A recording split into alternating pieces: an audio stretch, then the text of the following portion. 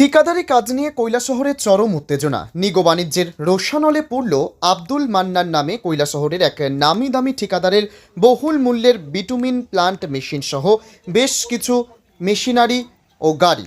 ঘটনা কৈলাসহর দুর্গাপুর নেতাজি ক্লাব সংলগ্ন এলাকায়। ঘটনার সূত্রপাত বেশ কয়েক মাস আগে কৈলাসহর জনসম্পদ বিকাশ দপ্তরের পক্ষ থেকে বন্যা নিয়ন্ত্রণের জন্য কৈলাসহরে মনু নদীর বাঁধ নির্মাণের দরপত্র আহ্বান করার পর থেকে তখন থেকে তৎপর হয়ে ওঠে কৈলাসহরের নিগো মাফিয়ারা। বরাত পাওয়া ঠিকাদারদের ওয়ার্ক অর্ডার নিতে বাধা প্রদান, অফিস পাহারা, মোটর বাইকে অগ্নিসংযোগ, ফোনে হুমকি ধমকি দুষ্কৃতিকারীদের প্রকাশ্য দিবালোকে এই কাজগুলো করে যাচ্ছিল। এই নজিরবিহীন চাপের মুখেও দপ্তর বেশ কয়েকটি কাজের ওয়ার্ক অর্ডার প্রদান করে এবং যথারীতি কাজও শুরু হয়। কাজ শুরু হওয়ার পর থেকে আরও তৎপর হয়ে ওঠে নিগো মাফিয়ারা। কাজের বরাত পাওয়া ঠিকাদার আব্দুল মান্নানকে প্রতিনিয়ত ফোনে ও সামাজিক মাধ্যমে হুমকি দেওয়া হচ্ছিল, এমনটাই জানিয়েছেন ঠিকাদার আব্দুল মান্নান। এ নিয়ে গতকাল কৈলাসহরে থমথমে পরিস্থিতি বিরাজ করছিল। কৈলাসহরের পূর্ত অফিসের সামনে মোতায়েন করা হয়েছিল কয়েকশো পুলিশ। এমতো অবস্থায় সমস্ত ঘটনাকে ছাড়িয়ে গতকাল রাত্রে কৈলাসহর সংগঠিত হলো এক নেক্কারজনক ঘটনা। কৈলাসহর মাইতুর বাজার থেকে চন্তৈল পর্যন্ত ঠিকাদার আব্দুল মান্নান রাস্তার কার্পেটিংয়ের কাজ করছেন। এই কার্পেটিংয়ের জন্য দুর্গাপুর নেতাজি ক্লাব সংলগ্ন এলাকায় বিটুমিন প্লান্ট মেশিন সহ অন্যান্য মেশিনারি রাখা ছিল।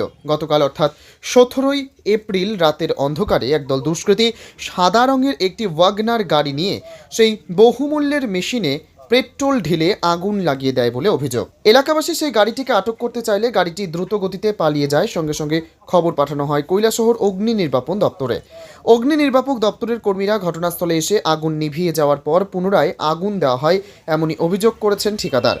শুধু তাই নয়, সিঙ্গিরবিল এলাকায় ওনার আরও কিছু বহুমূল্যের মেশিন জেসিবি ভাঙচুর করা হয়, অর্থাৎ প্রায় 70 থেকে 80 লক্ষ টাকার ক্ষয়ক্ষতি হয়েছে বলে জানিয়েছেন তিনি।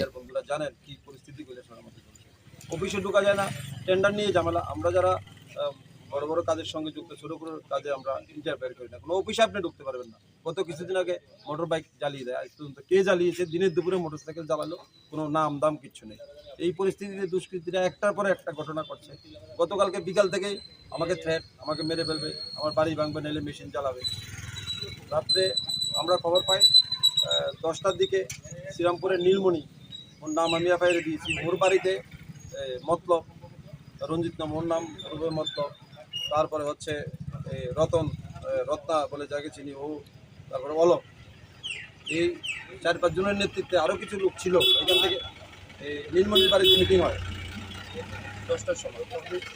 তারপরে আরেকজন আছে পোল্ট্রিতে বাড়ি, বন্যগড়ে তকদির আলী, যে কালকে বিকেলে আমাকে থ্রেট করে। এই ওরা মিলে ওইখানে মিটিং করে। আমরা খবর পাই যে একবার বলছে বাড়িতে আগুন লাগাবে, একবার বলছে মেশিন জ্বালাবে। বিভিন্ন জায়গাতে আমাদের কাজ চলে, ছড়িয়ে ছিটিয়ে মেশিন আছে, ওই জায়গায় আপনি পাহারা দেবেন। এই পরিস্থিতিতে রাত্রেবেলা 1:30টার সময় আগুন লাগিয়ে দেয়। এখান থেকে আগুন লাগিয়ে পরবর্তী সময়ে সিঙ্গিরবিলে আমার যে প্লান্ট আছে, প্লান্টটা ভেঙে চুরমার করে দেয়, একটা জেসিবি ভাঙে। এই অরাজকতা কৈলাসহরে চলছে। আপনাকে কিভাবে থ্রেট দেওয়া হয়েছিল? আমাকে বাই ফোন থ্রেট দিয়েছে। ওসির কাছে আমরা বাই নেম, ফোন নাম্বার সহ দিয়েছি, এবং ফেসবুকে বিভিন্নভাবে যে লেখা, এগুলিও আমরা পুলিশকে ইনভেস্টিগেশন আমরা দেবো। এখন ঘটনা হচ্ছে, এই পরিস্থিতিতে শহরে যারা শুভবুদ্দিন সম্পন্ন মানুষ,